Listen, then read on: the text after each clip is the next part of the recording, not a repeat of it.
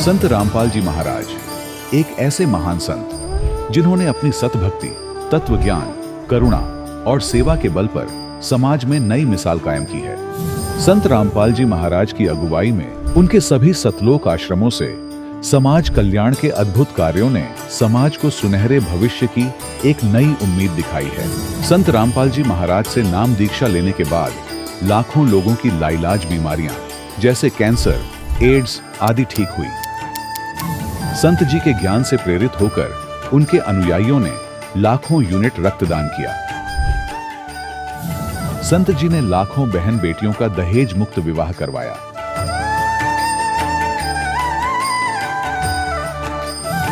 संत जी ने लाखों लोगों का नशा छुड़वाया, करोड़ों उजड़े परिवार बसे। संत जी के आश्रमों में समागम के दौरान निःशुल्क नेत्र चिकित्सा, दंत चिकित्सा प्रदान की जाती है। संत रामपाल जी महाराज द्वारा समय समय पर पर्यावरण संरक्षण के उद्देश्य से बड़े स्तर पर वृक्षारोपण किया जाता है। संत जी ने जरूरतमंदों को तत्काल राहत पहुंचाने के लिए एम्बुलेंस सेवा शुरू की। संत जी अपने अनुयायियों को देहदान के लिए प्रेरित करते हैं, जिससे मानवता की सेवा और चिकित्सा क्षेत्र में सुधार हो सके। संत रामपाल जी महाराज के सभी आश्रमों में हर रोज निःशुल्क भंडारा आयोजित किया जाता है, जहां हर वर्ग, हर जाति और हर धर्म के लोग एक साथ बैठकर भोजन करते हैं।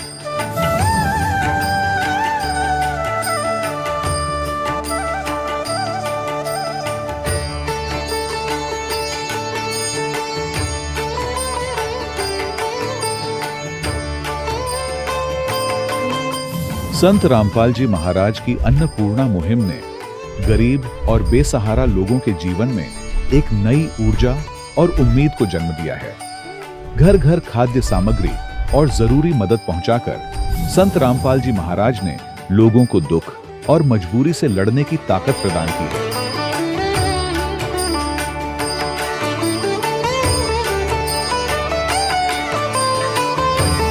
संत रामपाल जी महाराज द्वारा गरीब लोगों के लिए घर बनवाने का अद्भुत कार्य एक ऐसी मिसाल कायम कर रहा है जो सदियों सदियों संत जी की उदारता और दया भावना के तौर पर जाना जाएगा।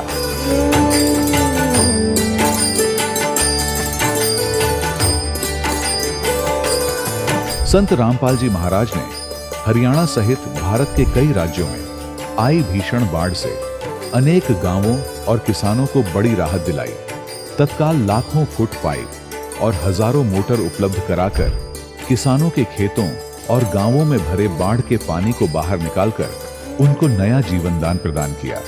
आज संत रामपाल जी महाराज को किसानों के मसीहा के तौर पर देखा जा रहा है। जगह जगह उनके लिए सम्मान समारोह आयोजित हो रहे हैं। संत रामपाल जी महाराज के आश्रम में हजारों बुजुर्गों को सम्मान और प्यार के साथ जीवन जीने का अवसर मिलता है। उनके खाने, रहने और स्वास्थ्य की पूरी जिम्मेदारी संत रामपाल जी महाराज उठाते हैं। अनाथ बच्चों के लिए संत रामपाल जी महाराज के सभी आश्रम किसी वरदान से कम नहीं। यहाँ उन्हें शिक्षा, संस्कार और भविष्य के लिए बेहतर अवसर प्रदान किए जाते हैं। चाहे बाढ़ हो, भूकंप या महामारी, संत रामपाल जी महाराज और उनके अनुयायी हमेशा ही जरूरतमंदों के लिए सबसे आगे खड़े रहते हैं। कोविड महामारी के दौरान संत रामपाल जी महाराज के आश्रमों से करोड़ों लोगों के लिए भोजन, दवाइयां और जीवन रक्षक सामग्रियां उपलब्ध कराई गई। चाहे गरीब की मदद हो या किसी शोषित और पीड़ित वर्ग के हक और सम्मान की लड़ाई, संत रामपाल जी महाराज ने हमेशा ही उनकी दबी आवाज को सरकारों तक पहुंचाया है और उन्हें उचित न्याय दिलवाने में अहम भूमिका अदा की है। समाज में आध्यात्मिक और सामाजिक मूल्यों के प्रति जागरूकता लाने में संत रामपाल जी महाराज हर कदम पर मानवता के सच्चे सेवक साबित हुए हैं। संत रामपाल जी महाराज का जीवन हमें सिखाता है कि सच्ची सेवा वही है जो निस्वार्थ भाव से की जाए। आइए हम भी इस महान सेवा के कार्य में इस महान संत से जुड़ें और संत रामपाल जी महाराज से नाम दीक्षा लेकर अपने जीवन को धन्य बनाएं।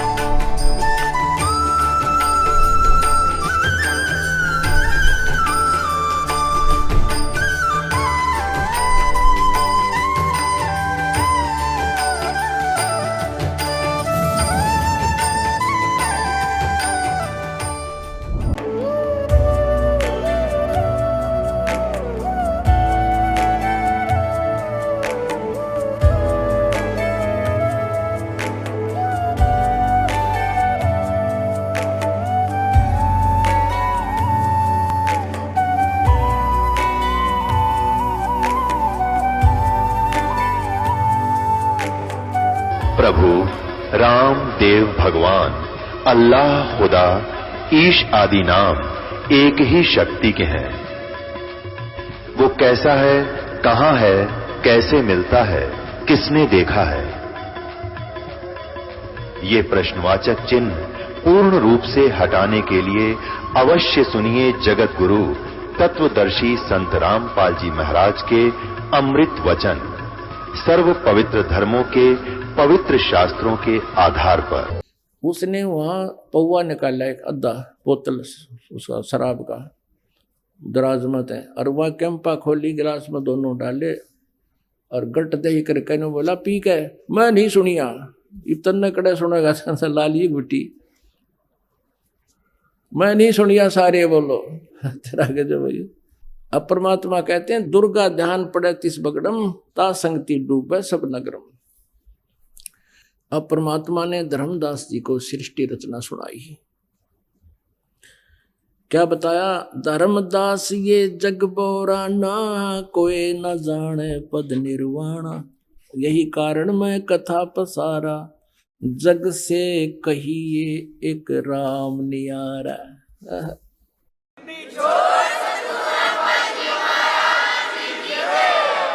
ज्ञान नेत्रहीन अंधे लोग इन्हीं की पूजा करते हैं, ब्रह्मा जी, विष्णु जी, शिव जी की। जैसा अभी आपको बताया था, शिव पुराण में प्रमाण दिखाया कि ये कहता है काल के ब्रह्मा और विष्णु के कि तुम भगवान नहीं हो, तुमने अपने आप को स्वामी ईश मान लिया, ये बहुत गलत किया।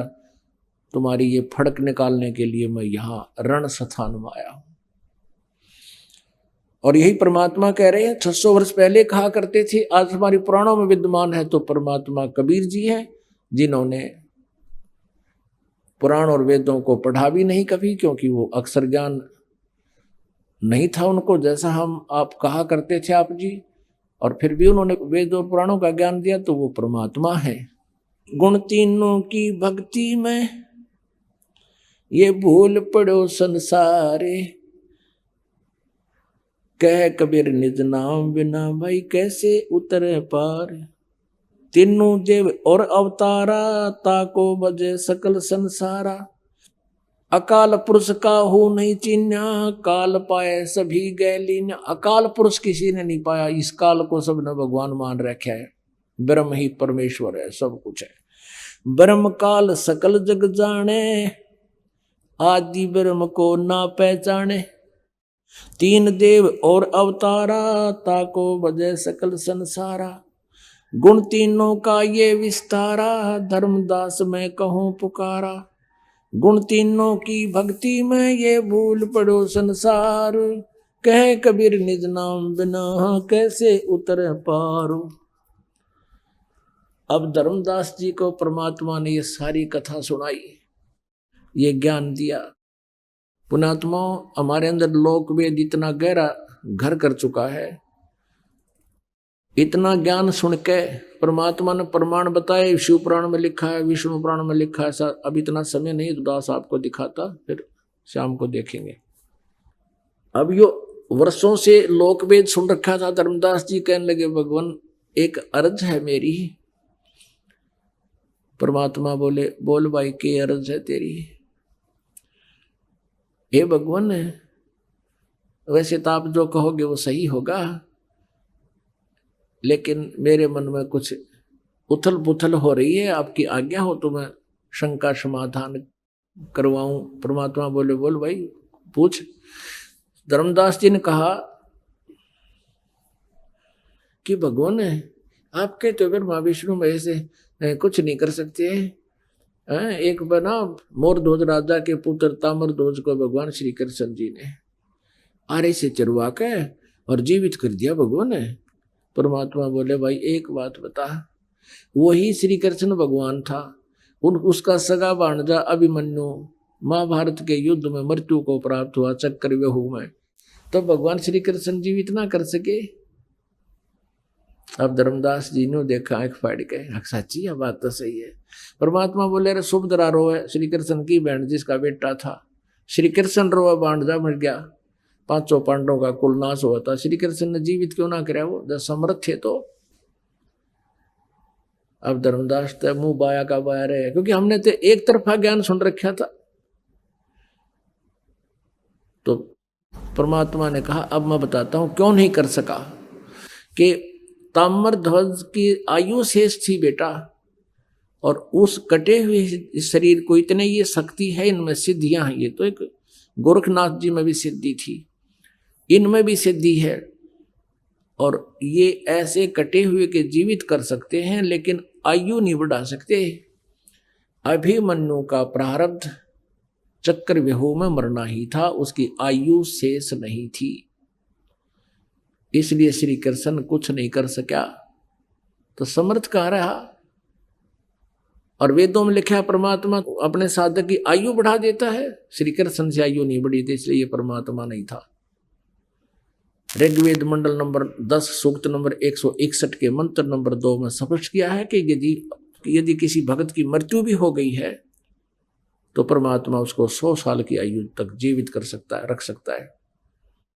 ऋग्वेद मंडल नंबर 9 सूक्त नंबर 82 के मंत्र नंबर 2 में भी यही स्पष्ट किया है कि वो परमात्मा साधक की, अपने भक्त की आयु बढ़ा देता है।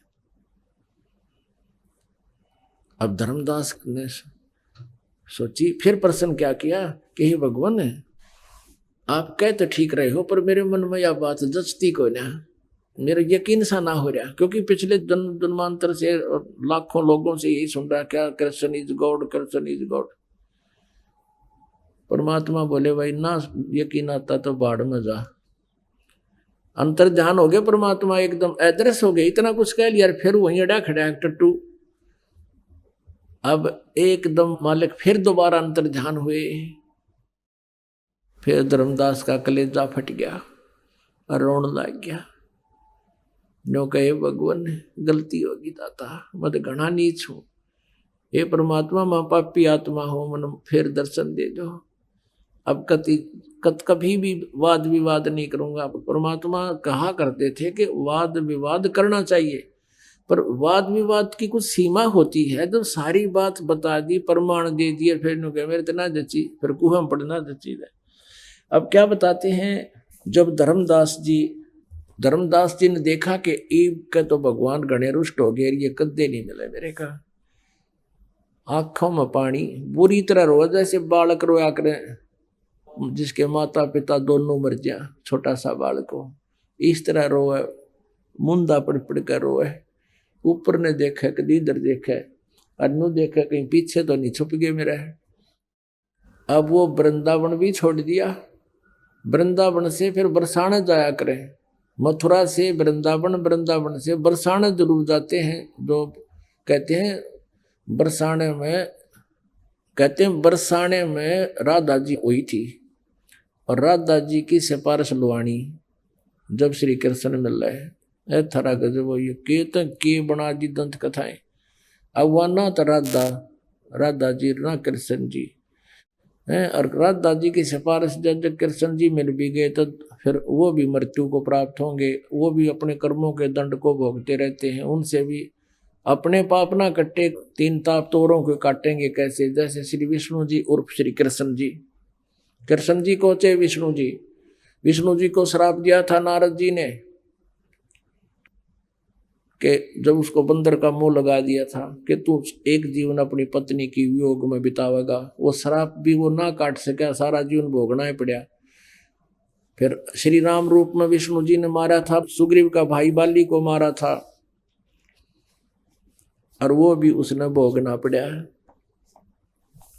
श्री कृष्ण रूप में उस बाली वाली आत्मा ने शिकारी बनकर श्री कृष्ण जी के पैर में तीर मारा, विषाक्त तीर, और भगवान श्री कृष्ण जी की मृत्यु हुई। तो इस प्रकार इस ज्ञान को भी समझकर नहीं मानते, सारा कुछ बता दिया फिर भी वो कहता है मेरे समझ में ना आई, तो दूसरा तरीका अपनाया परमात्मा ने। अब परमात्मा वहां से चल पड़े तो रोता है धर्मदास, तावा रोवत धर्मनि नागर, कहाँ गए मेरे सुख के सागर। अब जैसे पुण्यात्माओं, आप किसी एसी कमरे में बैठे हो और लाइट चली जा, फिर देखा पसीना पसीना बुरा हाल हो जा, तो ऐसे ही जब परमात्मा साथ बैठे थे, उसकी आत्मा में अलग से एक उमंग थी, एक न्यारी खुशी थी, क्योंकि मालिक का गुण है जीव को स्वाभाविक उसके आसपास बैठा हुआ व्यक्ति आप पर सुखी हो जाता, जैसे चंदन के पेड़ के पास स्वाभाविक उसमें से सुगंध निकल रही होती है। अब फिर वहां रोने लग गए। अब क्या कहता धर्मदास, त्रिदेवन की महिमा अपारम, ये हैं सर्वलोक करतारम। सारा ज्ञान सुनकर फिर ये बकवाद करने लग गया। सुन जनता क्यों बात बनावे, झूठी कहानी मोए सुनावे। मैं ना बानो बात तुम्हारी ही, मैं सेवत हूँ विष्णुनाथ मुरारी। शंकर गौरी गणेश पूजाऊं, इनकी सेवा सदा चितलाऊं। परमात्मा बोले अच्छा भाई इनकी कर ले तू, अपन चले। अब फिर उसका समझ में आ गई वो कौन तरेगी। ऐसी स्थिति होगी जैसे एसी रूम में बैठे हुए की बिजली भाग जा और चारों तरफ तो बंद हो। तावा रोवत धर्मनि नागर, कहाँ गए मेरे सुख के सागर। तावा लीन भये निर्बानी, मगन रूप साहेब सैलानी। परमात्मा एकदम अंतर ध्यान हो गए। तावा रोवत धर्मनि नागर, कहाँ गए मेरे सुख के सागर। अधिक वियोग होया हमसे ती, जैसे निर्धन की लुट जा खेती। जैसे गरीब आदमी मुश्किल से खेती तैयार करे और उसने कोई लूट ले जा लफंडर, फिर वो सारा एक वर्ष के लिए भूखा मरे, उसको बहुत दूर तक याद आती है, मरेंगे बच्चे भी भूखे मरेंगे। तो कहता है आज मुझे इतना कष्ट हो गया जैसे निर्धन की, एक गरीब आदमी की कोई खेती चुरा ले जा, कणक ठा ले जा। ए भगवान आपके बिछड़ने से अब मुझे ऐसा आभास हो रहा है। ऐसा वियोग हुआ हमसे ती, जैसे निर्धन की लुट जा खेती। कल्प करे और मन में रोवे, दसों दिशा को वो मग जोवे। रोवे और घर चल पड़ा मथुरा की ओर, ना बांधवगढ़ की तरफ। कल्प करे और मन में रोवे, दसों दिशा को वो मग जोवे। कभी इधर न देखे, कभी ऊपर न देखे, कभी भगवान आकाश में तो नहीं है, मेरे पीछे तो नहीं छुप गए हैं। फिर ढूंढा, अमी से नाड़ी है तो ढूंढा डंडा था वो खो दिया, इसी अकल हमारे अंदर। कल्प करे और मन में रोवे, दसों दिशा को वह मग जोवे। अब क्या कहता है धर्मदास, हम जाने तुम देह स्वरूपा, हमारी बुद्धि अंधगर कूपा। ये भगवान हमने तो आपको हमारे जैसी शरीर वाला मान लिया था, हमारी बुद्धि तो जेरे कुएं जैसी, अंधे कुएं जैसी है मालिक, हमारे अंदर कोई ज्ञान नहीं। हम तो मानुष रूप तुम जान्या, सुन सतगुरु का किया पियाना। ये भगवान हमने तो आपको एक मानुष मान लिया था, मनुष्य। ये परमात्मा आप चले कहाँ गए, एक बार बता दो मैं वहीं आ जाऊंगा।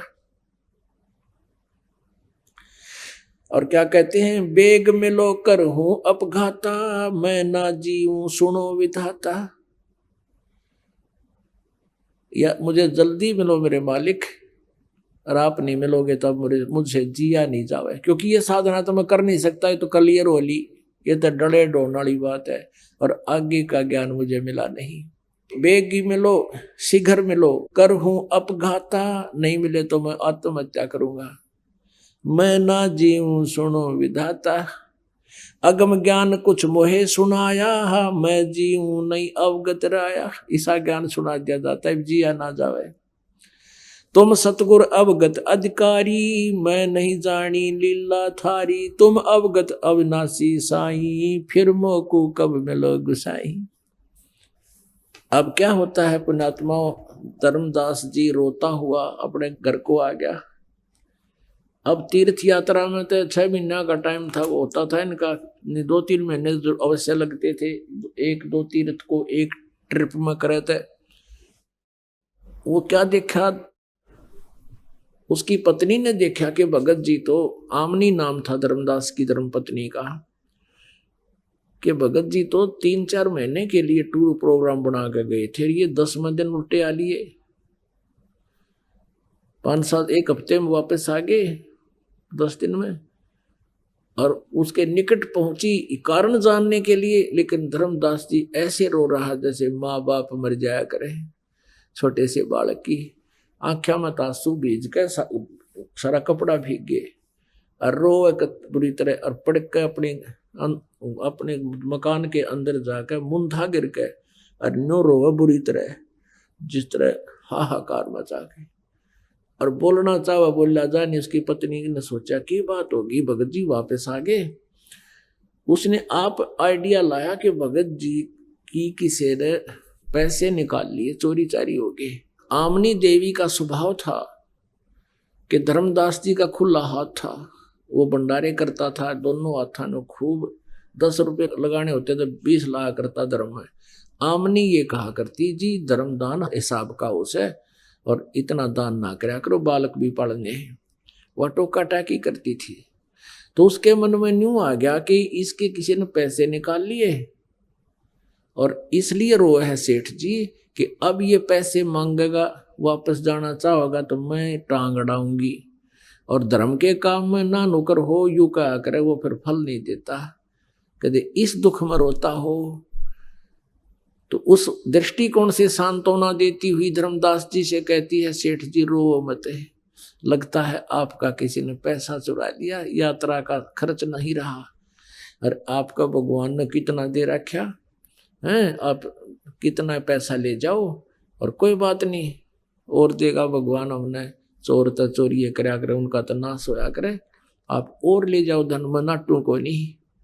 अब धर्मदास जी बोलना चाहो पर बोला नहीं जाए, इतना बुरी तरह रो रहे थे क्योंकि पुण्यात्माओं जिसको परमात्मा चाहिए और परमात्मा आकर चले गए और 2 बार बकवाद कर दी, अब उसको आशा नहीं रही कि भगवान फिर आ जाएंगे। मैं दोस्त इतना हूं और 2-3 दिन की वार्ता में ये क्लियर हो गया कि मनुष्य जीवन केवल परमात्मा प्राप्ति के लिए ही है और पिछले संस्कार भी तोड़ देते हैं।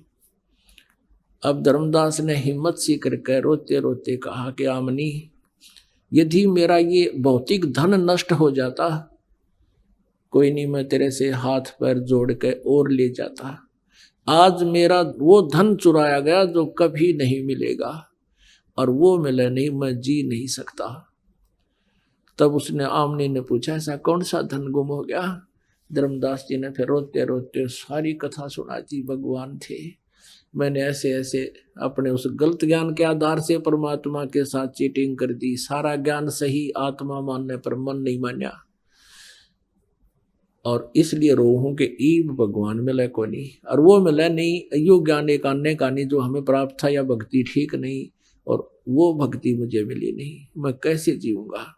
अब आमनी देवी बुद्धिमान थी, कहने लगी तू बिजनेसमैन होकर लालाजी होकर सौदा चूक गया। रामकृष्ण हरते कौन सी हमारी रिश्तेदारी थी, उनका भी तो ज्ञान सुना था, ज्ञान सुन के उन पर हम आसक्त थे, हरीसा बढ़िया ज्ञान भगवान सुनागे, आप चूक के क्यों करें। तब धर्मदास जी कहता है कि जिंदगी में पहली बार घाटे का सौदा हुआ हमने, आज तक मैं सौदा नहीं चूका था, इसलिए रो रहा हूं कि मैं चूक गया और ये सौदा ये घाटा पूर्ति मेरी हो को ना, मैं जी नहीं सकता। आमनी भी रोने लगी कि भगत का बुरा हाल हो गया। ऐसे 6 महीने बीत गए। धर्मदास जी जरा सा आहार खावे मुश्किल से और यूं देखे जैसे बेलनी श्री राम के दर्शनार्थ टकटकी लगाए बैठी रहा करती थी। सब काम काज छोड़ दिया, बैठ जाता अपने मकान के बाहर, सबके चबूतरे हुआ करते, वहां बैठा करते छाया में, वहां बैठ जाता और यूं देखता कोई भी साधु संत दिखाई देता, नंगे पैरों जाता दौड़ा दौड़ा और यूं देखता ना वो तो नहीं है। फिर कोई पता चला कि वहां कोई जंगल में संत आए हुए हैं, बड़े अच्छे पहुंचे हुए हैं। धर्मदास जी वहां गया, वहां राम रमी करी, नमस्कार करी, बैठ गया। अब ये तो उनको मालूम था कि रूप बदल कर भी आते हैं भगवान। उनसे चर्चा करता, हाँ जी ब्रह्मा विष्णु महेश के माता पिता कौन है, वो ये चेक करने के लिए कि जब भगवान होगा तो वही बात बोलेगा, नकली होगा तो फिर उसकी बोली से पता लग जाएगा। अब वो सामने वाला कहने लगा ये तो अजर अमर है, सर्वेश्वर है, महेश्वर है। जान गया धर्मदास है ये तो कौन ठीक है, उठ का गया। अब ये वो भगवान कोई ना, ये तो एंड बैंड बोल रहे। अब इस प्रकार उसने 6 महीने बिता दिए। अब 6 महीने जब बीत गए, उसकी परमात्मा ने प्रेरणा की उसकी पत्नी में। आमनी ने कहा, भगत जी आपकी तो बुरा हाल हो गया, और आप मर गए तो मैं भी मरूंगी, आप इस तरह रहे, आप ज्यादा समय नहीं आपका। अब ये तो बताओ कि भी भगवान ने कुछ और भी तो कहा होगा, अभी किस तरह मिलेंगे, कोई बातों में कोई बात चली हो। तो याद आया धर्मदास को कि भगवान नु कहते हैं, जा जन की महिमा सुनो ताम गवन करन थे, वो तो नगर अमाने हैं जा मेरे प्यारे संत। जैसे ऋग्वेद मंडल नंबर 9 सूक्त नंबर 86 के और मंत्र नंबर 26-27 में कहा है कि वो परमात्मा तीसरे धाम में रहता है, वहां से चलकर आता है, और भगत की आध्यात्मिक यज्ञों में वो बिजली जैसी गति से गतिशील पदार्थ की तरह चलकर छिन्न में पहुंच जाता है। अर्थात जहां धार्मिक भंडारे होते हैं वहां परमात्मा गुप्त रूप में अवश्य विद्यमान रहते हैं, चाहे किसी भगत रूप में हो। न तो यू काड़ आग ला दे कि तो उन्हें ना दे। तो पुण्यात्मा परमात्मा चाहते थे कि इस कलयुग की तीसरी पीढ़ी तक परमात्मा में आस्था बनी रहे, और ये भगवान को चाहते रहे, क्योंकि अब ये समय है परमात्मा के पाने और मोक्ष कराने का। यहां तक इस भक्ति को खींच कर लाना था मालिक ने। तो धर्मदास कहने क्या, भगवान कहते भाई कि तो धर्म भंडारी होते हैं वहां, वो अवश्य जाता हूं मैं सब जगह और ज्ञान सुनाता हूं वहां सबको। उसकी पत्नी कहने लगी, आपका ओला बोला धन पड़ा है, निरा धन, आपका कितनी पैसे हैं, आप भंडारा कर दो, हो सकता भगवान आ जाओ। उसने कहा 1 दिन का, धर्मदास ने 3 दिन का रख दिया, और सब जगह साधु संतों के पास संदेशा भिजवा दिया। अब भंडारा शुरू हो गया। पहले दिन सब भोजन खा कर चले गए साधु संत भगत, पर धर्मदास देख रहा है कि मालिक तो नहीं आए। दूसरे दिन भी चला, वो भी सब खाकर चले गए, भगवान नहीं आया। तीसरे दिन भी देखा परमात्मा नहीं है। आफ्टरनून होगी, भंडारा चल रहा है, कुछ भगत शेष रहते हैं संत भोजन खाना। तब धर्मदास ने अंतःकरण से सोच लिया, परमात्मा आए नहीं। हे भगवान, अगर आज आपने दर्शन नहीं दिए, आगे आपके दास का जीवन नहीं, आत्महत्या करूंगा। अब मैं जी नहीं सकता दाता, जीव की सांस में वो भक्ति में कर नहीं सकता जो पहले करया करता, एक आने की नहीं और मिली नहीं, वो मिली नहीं जो यथार्थ है। अंत आत्मा से रोया, कति मन में ठान ली कि एक बार न विदा कर दूं और मैं आत्महत्या करूंगा। वो तो अंतर्यामी है, इतनी देर थोड़ी लगाते हैं। कहते हैं वही जंदे का बदन शरीरम, बैठे कदम वृक्ष के तीरम। ओए होए, थोड़ी सी देर में क्या देखा, 100 फुट की दूरी पर एक कदम का पेड़ था, उसके नीचे वही जिंदा महात्मा के रूप में परमात्मा विराजमान है। धर्मदास की ऐसी दृष्टि गई और नंगे पैरा भाग लिया। अन्नु देखा कहा वही है, शरणा में पड़ गए, नो सीने का लगा दिया। अन्नु कहे भगवान इनका छोड़ कर ना जाइयो, बुरी तरह चपट गए परमात्मा के। भगवान बोले धर्मदास इन फारिग कर दे सारे ने, इन नकलियां न जान दे ना, बीच में मैं कथा शुरू करूंगा ये इतने बेचड़ा देंगे, ऐसा नहीं झूठ बोले। इनको सबको विदा कर, फिर मैं बताऊंगा यथार्थ कथा। उनको सबको विदा किया, परमात्मा को लेकर घर में गए। अपनी पत्नी से कहता है आमनी आजा, मेरा आज धन पा गया, वो खुआ हुआ धन मुझे मिल गया। एक पैर धर्मदास जी ने, एक आमनी जी ने पकड़ दिया भगवान के, दोनों बैठकर रोने लगे। आमनी जी कहने लगी भगवान आपका बच्चा तो बहुत भी नर्म हृदय का, नर्म आत्मा का व्यक्ति है, और आपने इसको 6 महीने तक दुखी कराया। ये तो मैं इसको सांत्वना देती रही, ना तो यूं मर जाता। भगवान आपने ऐसा नहीं करना चाहिए था। परमात्मा बोले आमनी देवी बेटी, ये अज्ञान आधार से घना निकम्मा हो गया था। जैसे लोहे को गर्म करके फुल गर्म कर लिया जाए, फिर उस पर चोट मारे तो वो ठीक जो यंत्र बनाना चाहता है, जो औजार बनाना चाहता है, इंस्ट्रूमेंट, वो बन जाता है और लोहा जब तक गर्म ना हो उस पर बेशक चोट मारो असर ना होता। तो बेटी यू 6 महीना में इसका लोहा गर्म हो गया। अब मैंने इसको ताव दिया है यो, अब इसको ताव दिया है, अब मैं जो कहूंगा वो सारी मानेगा ना। तो वकील हो रहा था काल का, बेटी मैं इसके साथ था, मरण थोड़ा है दूंगा मैं इसको। कहते हैं गुरु कुमार शिष कुंभ है ये गड़गड़ काटे खूट, अंदर हाथ सहारा दे के ऊपर मारे चोट। जैसे कच्चा घड़ा कुम्हार का होता है, कहते परमात्मा ऐसे कुम्हार की तरह है और तुम कच्चे मिट्टी के घड़े हो। पहले नीचे एक हाथ दे देता है कुम्हार, एक कपड़ा सा बांध के और नीचे हाथ देकर ऊपर नुकर पट पट पट, और जब नीचे हाथ ना और न्यू कर दे तार पार हो जा पट पट। तो परमात्मा कहते हैं अगर मैं पहले तुम्हारे हाथ हटा लेता हूं नीचे और फिर तुम्हें थोड़ा बहुत कष्ट पीड़ा इसलिए देता हूं कि तुम्हारा यू बाकापन ठीक हो जा, तुम्हारे अंदर से दोष दूर हो जाए। जैसे कुम्हार उस घड़े को सही सुचारू ना बनावे और उसमें जरा सा भी टेढ़ापन हो जाए, एक अन्य का ना बिकता वो। तो परमात्मा कहते हैं इसलिए आपको थोड़ा बहुत कष्ट भी इस मार्ग में रहे तो गॉड गिवन समझना।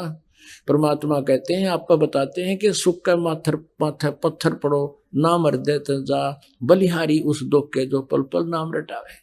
परमात्मा कहते हैं कि हे भगवान ये डिमांड किया करो मालिक से, हे प्रभु ऐसा सुख भी ना देना जिसे तेरी भूल पड़ जावे, आग लगो इसे सुख का जिसे भगवान का नाम भूल पड़ जावे। हे परमात्मा बलिहारी उस दुख के जो पल पल नाम रटावे, ऐसा कष्ट बेशक देते रहना भगवान तेरी याद बनी रहे। फिर धर्मदास जी को और आमनी जी को परमात्मा ने पुनः सृष्टि रचना सुनाई, दोनों ने उपदेश लिया। अब धर्मदास जी कहने लगे ये भगवान ने एक बात बताऊं। हाँ बता भाई, अब क्या कर ले इस मन का। ने बोला भगवान है आपका सतलोक कहाँ है, वो हमने कभी सुना नहीं देखा नहीं, और मालिक भी चाहते थे गवाह बनाना। कहने लगे भाई ठीक है तू भक्ति करे और कोई ना मैं फिर आऊंगा कभी और फिर तुझे बताऊंगा। एक दिन परमात्मा वहां प्रकट हुए, धर्मदास को दिख रहे और कहा धर्मदास आज तुझे अपना मेरा लोक दिखा के लाऊं, सतलोक कहाँ है। वो ले गए, उधर से वो मूर्छित हो गया। अब 3 दिन तक धर्मदास मूर्छित पड़ा रहा। आमनी देवी ने देखा मेरा पति मर गया, हाहाकार मचा दी, रिश्तेदार आ गए, लेकिन वो मरा को ना नाड़ी देखे, नाड़ी चल रहा है, बेहोश पड़ा। उधर से परमात्मा ने सारे लोग दिखाए, ब्रह्मा विष्णु महेश का लोग दिखाया, फिर सतलोक दिखाया। वहां देखा परमात्मा को, ये तो खुद मालिक नीचे गए हुए। और वहां जाकर के देखा कि वो तो गंध है नीचे, जहां हम रह रहे थे वो तो बिल्कुल गंदा लोक है, वहां तो जाना नहीं चाहिए इसे गंदे लोक में। वहां जाकर देखा उन आत्माओं से मिले जो जहां से हम बिछड़ कर आए थे। तब धर्मदास की सारी बर्मणा भटकना जो शंका थी खत्म होगी। तब नो बोला हे भगवान मुझे वापस ना भेजो दाता वहां पर, अब यही रख लो मेरे भगवान, मुझे नहीं चाहिए वहां का कुछ भी। तो परमात्मा बोले भाई ऐसे नहीं रख सकते बेटा, आप जाओ मैं तेरे साथ रहूंगा। और वहीं मैं काशी में एक दानक रूप में रहता हूँ, जुलाहे रूप में, और नीरू नीमा का मुंह बोला पुत्र हूँ और वहाँ जुलाहे का काम करता हूँ। बेटा वहाँ आ जाना, तुझे मैं आगे सारनाम और सतनाम दूंगा और भक्ति करके आप वापस आ सकते हो। आप यहाँ से भक्ति युक्त गए थे, वो धन तुमने वहां उस काल के स्वर्ग में महास्वर्ग में नष्ट कर दिया, वो धन भक्ति का। अब वो भक्ति की कमाई से फिर चार्ज हो जाओ तुम, वो नाम ऐसा दूंगा एक ही श्वास के सिमरण में तुम्हारी ढेर सारी कमाई हो जाएगी। अब कहते हैं सतनाम पालड़ रंग होरी हो, 14 लोक चढ़ावे राम रंग होरी हो, 3 लोक पासंग धरे रंग होरी हो, तो ना तुले तुलाया राम रंग होरी हो। एक सतनाम का सिमरण श्वास उश्वास का इतना कीमती है कि 3 लोक, ये स्वर्ग लोक पाताल लोक और पृथ्वी लोक, तो कहते हैं ये पासंग धर दे जिसका, ये तो आवश्यकता ही नहीं है इनकी, इतनी तो कोई वैल्यू नहीं। और 14 लोक चढ़ावे, विष्णु का लोक, शिव का लोक, धर्मराज का लोक, शंकर जी का लोक, ब्रह्म लोक, और ये सभी 14 लोक कहते एक तरफ रख दे। एक तरफ तो एक श्वास के सतनाम के सिमरन की कमाई और एक तरफ ये सारा ब्रह्मांड, कहते तो भी वो पलड़ा भारी रहेगा एक सतनाम के सिमरन का। परमात्मा कहते कहता हूं कई जात हूं, कहूं बजा कर ढोल, श्वास जो खाली जाता है, ये 3 लोग का मोल। तो पुणात्माओं, आप देखो आपने कितना धन इकट्ठा करना, हम कितने भक्ति धनी थे। मेरे हंसा भाई हंस रूप था जब तू आया, मेरे हंसा भाई हंस रूप था जब तू आया, अपना स्वरूप भूल में भूला तू तात जीव कहाया। मेरे हंसा भाई, जब तू सतलोक से आया तो भक्ति से परिपूर्ण था, अब तू कंगाल हो लिया, अब उतना ही साहूकार बन ताकि तू वहां सथा स्थान पा सके। गीता जी अध्याय नंबर 8 के श्लोक नंबर 5 और 7 में गीता ज्ञानदाता कहता मेरी भक्ति करेगा तो मुझे प्राप्त होगा, और उस परमात्मा परम अक्षर ब्रह्म की भक्ति करेगा तो तत्वदर्शी संत से उस 3 नाम का मंत्र लेकर साधना कर, उस भक्ति के शक्ति के बल से, यानी उस भक्ति की कमाई से तू उस परमात्मा के पास जागा। तब धर्मदास कहता है मत भेजो महाराज यम की नगरी है मोहे, राख लियो महाराज हमसे बिगड़ी है मोहे, राख लियो महाराज हमसे बिगड़ी है। वहां जाकर पता लग गया हमने क्या जुल्म किया था, हम कैसे वहां नरक में गिरे, कैसे काल के जाल में फंसे हैं। हमने अपने भगवान को भूला और उसको चाहा, नो कहे मुझे रख लो भगवान, हमसे बिगड़ी है, हमसे भारी गलती बनी है, और वो तो काल की नगरी है भगवान, मुझे मत भेजो महाराज, काल की नगरी है। वहां से नीचे आते काल जाका पहनू देख, क्योंकि वहां जाकर आंखें खुल जाती हैं, दिव्य दृष्टि हो जाती है। फिर भी परमात्मा बोले बेटा तू चाह, मैं तेरे साथ रहूंगा, फिर तू आना काशी में, वहां तुझे मैं मिलूंगा। फिर क्या हुआ, 3 दिन तक तो बेहोश पड़ा रहा, हाहाकार मच रही, और फिर एकदम सचेत हो गया और उठते ने बोले भगवान कहाँ गया, परमात्मा कहाँ गए। तब उसने सारी कथा बताई। अब सौपन भी कोई ना, क्योंकि सारे रोन लाग रहे बैठे बैठे। फिर धर्मदास बोला भगवान आए हुए हैं, बनारस जाऊंगा भगवान को पाऊंगा। तो वहां काशी में गए, भगवान को देखा और खुशी का ठिकाना नहीं रहा। बोलो सतगुरुदेव।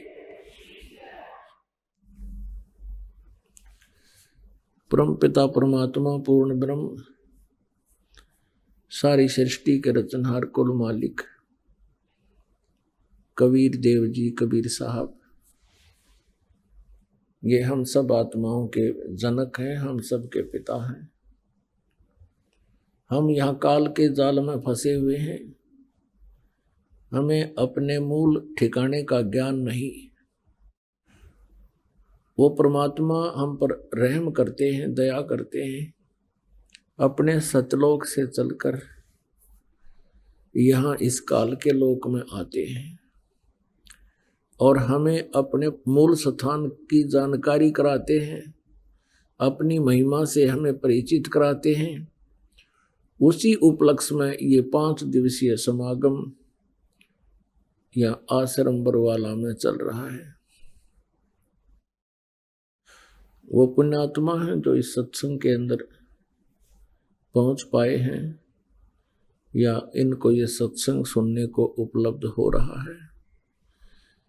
विश्व में यदि सत्संग है तो ये बरवाला आश्रम में है। बाकी सब उवा बाई का ज्ञान कहते हैं, उनके सत्संग का कोई सिर और पैर नहीं है। केवल भोली आत्माओं को चतुरता के आधार से अपने पीछे लगाए हुए हैं। आपका सौभाग्य है कि आपको यथार्थ ज्ञान और शास्त्र अनुकूल भक्ति विधि प्राप्त हो चुकी है। अब आप जी ने देखना है कि इस मार्ग पर कौन कितनी स्पीड से चल रहा है। रास्ता यही है। इससे पहले हम कुमार्ग पर घूम रहे थे।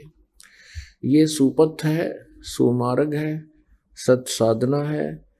इस पे जितना भी जो करेगा, जितना तीव्र गति से इस पर चलेगा, अर्थात ज्यादा से ज्यादा सुमन सेवा, दान, भक्ति सेवा करेगा, वो परमात्मा के निकट शीघ्र पहुंच जाएगा।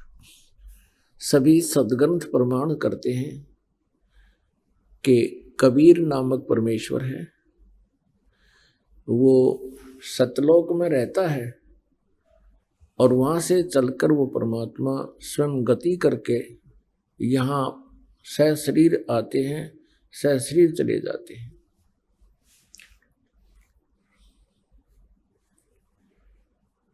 पुण्यात्मा, पवित्र चारों वेद और परमेश्वर के द्वारा दिया गया वो सूक्ष्म वेद, पवित्र श्रीमद् भगवत गीता, ये स्पष्ट करते हैं कि वो परमेश्वर पूर्ण ब्रह्म जो है उसी की पूजा करनी चाहिए, उसी से मोक्ष होगा, वही हम सबका स्वामी है, वही पाप नाशक है, वही इष्ट रूप में पूज्य है। अभी आपने सुने संत रामपाल जी महाराज के मंगल प्रवचन। आइए अब सुनते हैं संत रामपाल जी महाराज से नाम दीक्षा लेकर सतभक्ति करके अद्भुत लाभ प्राप्त करने वाले अनुयायी के विचार। जी नमस्कार। नमस्ते, क्या नाम है जी आपका? मेरा नाम सोनम सैनी है। सोनम जी, कहाँ से आए हैं आप? मैं दौसा राजस्थान से आई हूँ।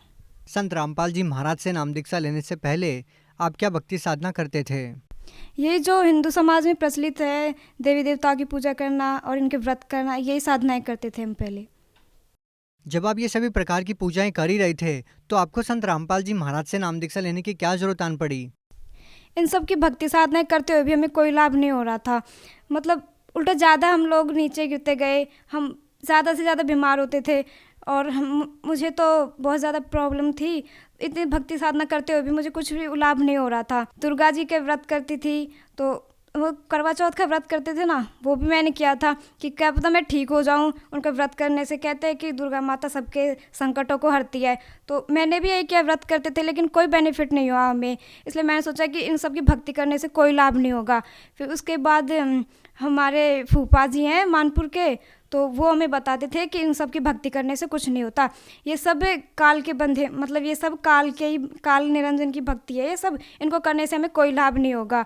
तो हम कहते थे कि तो फिर इनसे बड़ा और कौन भगवान है जिसकी भक्ति करने से हमें सब हमारी बीमारियां हैं वो सारी ठीक हो जाए। तो वो बताते थे कि पूर्ण परमात्मा कबीर साहब की भक्ति करनी चाहिए हमें, वही हमारे सारे दुखों को हर सकते हैं और इनकी भक्ति करने से हमें कोई लाभ नहीं हो सकता। तो आपने संत रामपाल जी महाराज से नाम दीक्षा कैसे ली? वो बताते थे कि संत रामपाल जी महाराज सच्चे गुरु है इस धरती पे और वही पूर्ण परमात्मा की भक्ति बताते हैं। जैसे मुझे बीमारी थी, वो उनके भी फेफड़े ख़राब थे काफ़ी और उनको ब्लडिंग भी होती थी उल्टी के साथ में, तो वो बिल्कुल ठीक हो गई थी उनके संत रामपाल जी महाराज से नाम दीक्षा लेने के बाद। तो वो बताते थे कि जैसे मेरा रोग ठीक हो गया है तो तुम्हारा नहीं होगा क्या?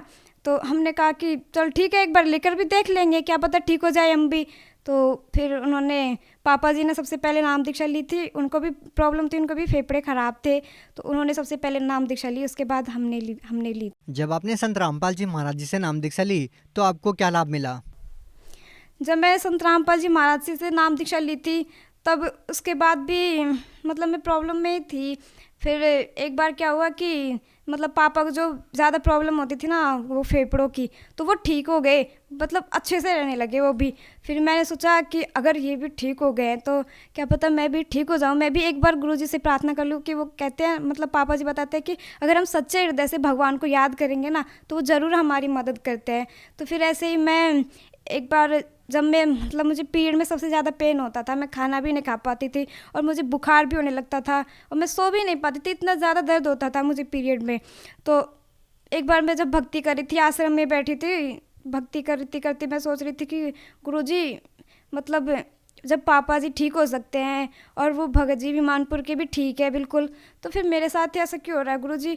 मैं डॉक्टरों के चक्कर काटते भी हैरान हो गई। मैं दवाई भी ले लेती हूँ, फिर भी मुझे वही प्रॉब्लम होती है। डॉक्टर बताते हैं कि आपको खून की कमी है और ये पेन तो होता ही है, खैर ये तो नॉर्मल सी बात है। फिर मैंने कहा कि गुरुजी ऐसे तो मैं कब तक डॉक्टर के पास जाऊँगी, हर बार मुझे पीरियड आता है तो मुझे डॉक्टर के पास जाना पड़ता है, खाना भी नहीं खा पाती मैं।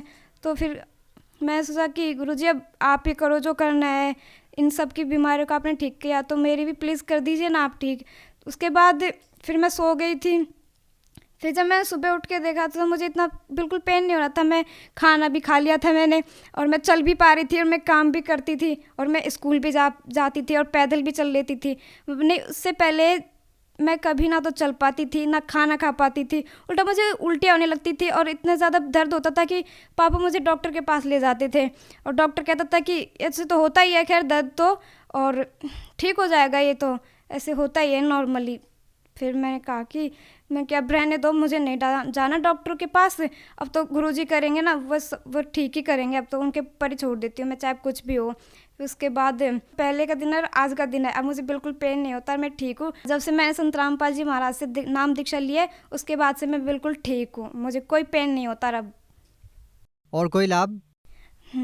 जी, जब से मैंने संत रामपाल जी महाराज से नाम दीक्षा ली है, उसके बाद से मुझे ना तो बुखार होता है। पहले मुझे बुखार बहुत ज़्यादा होता रहता था, 10-15 दिन में मुझे बुखार चढ़ता ही रहता था। पापा जी भी परेशान हो गए थे कि कब तक दवाई दिलाए। हमारी आर्थिक स्थिति भी इतनी अच्छी नहीं थी कि पापा जी दवा भी दिला पाए और घर का भी खर्चा चला पाए। तो उन्होंने संत रामपाल जी महाराज से प्रार्थना लगवाई कि गुरुजी ऐसे ऐसे होता है, इसे बार बार में से बुखार चढ़ने लगता है, और ये प्रॉब्लम होती है, पीड़ा वाली वो अलग से है। तो फिर उसके बाद गुरुजी का आदेश आया कि बेटा चिंता मत करो, अब भक्ति क्या करो अच्छे से, ये सब कुछ रोग ठीक हो जाएंगे, परमात्मा दया करेंगे। उसके बाद से मुझे आज तक बुखार भी नहीं चढ़ा, अब मैं बिल्कुल ठीक हूँ। और कोई लाभ?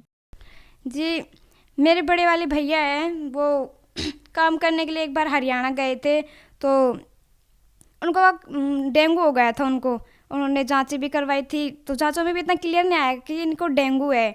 फिर उनके ज़्यादा हालत ख़राब हो गई थी, फिर वो घर आ गए वहाँ से। फिर घर आ गए थे तो उनकी ज़्यादा हालत ख़राब हो गई थी, तो फिर उनको जयपुर भेज दिया। दौसा में उनके प्लेटलेट्स ज़्यादा डाउन हो गए थे ना, तो उन्हें दौसा भेज दिया था। दौसा में उनको मना कर दिया था कि इनका इलाज यहाँ नहीं होगा, इनकी प्लेटलेट्स है वो 20,000 ही रह चुकी है, आप इनको जल्द से जल्द इनको जयपुर पहुँचाइए, तभी तो ये बच सकते हैं, वरना इनके बचना बहुत मुश्किल है इनका। फिर उनको जल्द से जल्द जयपुर पहुँचाया गया। उसी दिन जयपुर पहुँचाया तो फिर उनके वहाँ जाँचें हुई, एक दिन में तो उनकी जाँचें हुई। जाँचों में आया था कि इनको कोरोना हो गया है। तो पापा जी तो घबराए गए थे कि इनको कोरोना आ गया, अब तो ये बचने वाले नहीं है। डॉक्टरों ने भी मना कर दिया था कि ये बचने वाले नहीं है, ये आज या फिर अभी ख़त्म भी हो सकते हैं, ऐसे बोल दिया था डॉक्टरों ने। फिर उसके बाद पापा जी ने गुरुजी से प्रार्थना लगवाई कि गुरुजी ऐसे ऐसे हो गया है, इसे कोरोना हो गया है, और पता नहीं ये बचेगा भी या नहीं। फिर पापा जी ने सोचा कि अब तो इसको यहाँ भर्ती करवाने से भी क्या फ़ायदा है। फिर पापा जी उसे घर ले आए। घर ले आने के बाद जब गुरुजी से प्रार्थना लगाई तो दूसरे दिन उसका आदेश पूछा। गुरुजी ने बताया कि बेटा चिंता मत करो, कबीर परमात्मा दया करेंगे, ऐसे बोलना कि ये भक्ति करे अच्छे से। तो उसके दूसरे दिन बाद जब उनको डेंगू की दवाई दिलवाई थी ना, तो संत रामपाल जी महाराज जी की दया से वो बिल्कुल ठीक हो गए, वरना डॉक्टरों ने तो मना कर दिया था कि जयपुर वालों ने कि ये नहीं बचने वाली, ये रास्ते में ख़त्म हो जाएंगे, आप चाहे इनका इलाज करवाओ या ना करवाओ, कोई फ़ायदा नहीं है उसका। जी सोनम जी, संत रामपाल जी महाराज जी ने आपको इतने सारे लाभ दिए हैं, लेकिन लोगों का यह विश्वास कर पाना बहुत मुश्किल है कि किसी संत के आशीर्वाद से या मंत्रों के जाप से इस तरह का लाभ होना, तो उन लोगों को आप कैसे विश्वास दिलाएंगे? जैसे कि हाँ, ये बात सही है कि लोग विश्वास नहीं करते कि संतों के आशीर्वाद से ऐसा कुछ हो भी सकता है, लेकिन हमारे साथ हुआ है तो हम तो कैसे नहीं बोल सकते कि हमें ऐसे लाभ नहीं हुए हैं। हमने तो साक्षात देखे हैं ना कि हाँ वाकई में संत रामपाल जी महाराज ऐसे लाभ करते हैं। तो मैं तो लोगों से यही प्रार्थना करूँगी कि आप सभी लोग एक बार संत रामपाल जी महाराज का ज्ञान सुने और उनसे नाम दीक्षा लेकर एक बार चेक तो कर सकते हैं ना कि वाकई में ऐसे लाभ हमें होते भी हैं या नहीं, या फिर ये संत ऐसे ही बोलते हैं। और देखिए, संत रामपाल जी महाराज इस टाइम जेल में है, लेकिन फिर भी लोग उनसे जुड़ रहे हैं। आज के ज़माने में तो सारे लोग एजुकेटेड हैं, कोई गंवार नहीं है जो उनसे नाम दीक्षा ले लेगा। अच्छे धर्मगुरु भी चुप हो जाते हैं, उनका ऐसा ज्ञान है। एक बार आप लोग उनका ज्ञान सुनकर देखिए, फिर उनसे नाम दीक्षा लेकर देखिए कि आपको कोई लाभ होता भी है या नहीं। हमें तो हुआ है, हमें तो पता है कि हाँ संत रामपाल जी महाराज क्या है और वो सारे दुखों को दूर भी कर सकते हैं, ये हमें पूरा विश्वास है। आप भगत समाज को क्या संदेश देना चाहते हैं? मैं भगत समाज को ये संदेश देना चाहूँगी कि आप सभी भी संत रामपाल जी महाराज के शरण में आए और उनकी सद्भक्ति करें और अपना मानव जीवन कल्याण करवाए। जी बहुत बहुत धन्यवाद। जी सत साहिब।